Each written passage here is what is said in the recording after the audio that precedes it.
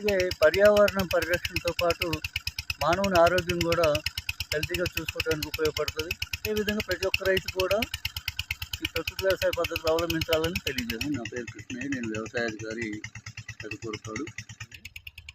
ఈరోజు ఇంకా ఇది 3/2/2026న పెదకూరుపాడు మండలం పెదకూరుపాడు గ్రామంలోని దర్శి శేషారావు గారి ప్రకృతి వ్యవసాయం ద్వారా సాగు చేస్తున్నటువంటి మిరప పంటలో మనం ఉన్నాము. ఇక్కడ శేషారావు గారు పూర్తిగా ప్రకృతి వ్యవసాయం పద్ధతులు ఏవైతే ఉన్నాయో అవన్నీ ఆచరించుకుంటూ అంతర పంటలైనటువంటి ముల్లంగి, తర్వాత బంతి, అదేవిధంగా క్యారెట్, బీట్రూటు, మొక్కజొన్న, అదేవిధంగా గడి పంటల కింద సజ్జ వేయటం జరిగింది. దీనివల్ల ఏంటంటే పక్క పొలాల్లో మరి రసం పీల్చు పురుగులు, రకరకాల పురుగులు ఉన్నప్పటికి కూడా ఇక్కడ అంత ఉధృతి అనేది కనపట్టలేదు.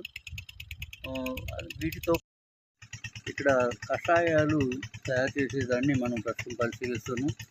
దశపర్ణి కషాయం అని 10 రకాల ఆకులతోటి ఆవు పేడ, ఆవు మూత్రం తదితరాలు వేసి దశపర్ణి కషాయం తయారు చేయడం జరిగింది. అదేవిధంగా మనకి బవేరియా బెషియానా వట్సీలు లెక్కని ఉపయోగించేసి దాన్ని పురుగు నివారణ కోసం, రసబీల్ పురుగు నివారణ కోసం తయారు చేస్తున్నారు.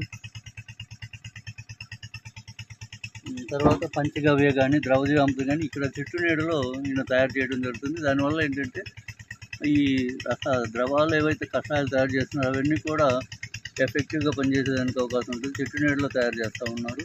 మార్కెట్ రేట్ ఎట్లా ఉన్నా కూడా మనం పెట్టే పెట్టుబడి తగ్గడం వలన మనకి నికర లాభం అనేటటువంటిది కనపడుతుంది. అట్లాగే పర్యావరణం పరిరక్షణతో పాటు మానవుని ఆరోగ్యం కూడా హెల్తీగా చూసుకోవడానికి ఉపయోగపడుతుంది. ఇక్కడ పండించేటటువంటి పంటలు ఎటువంటి రసాయనాలు వేయకపోవడం వల్ల ఇది మనిషి తీసుకున్నప్పుడు అతని ఆరోగ్యం కూడా హెల్తీగా ఉంటుందని చెప్పి తెలియజేయడం జరుగుతుంది. మరి ఇదే విధంగా ప్రతి ఒక్క రైతు కూడా ఈ ప్రకృతి వ్యవసాయ పద్ధతులు అవలంబించాలని తెలియజేస్తుంది. Thank you.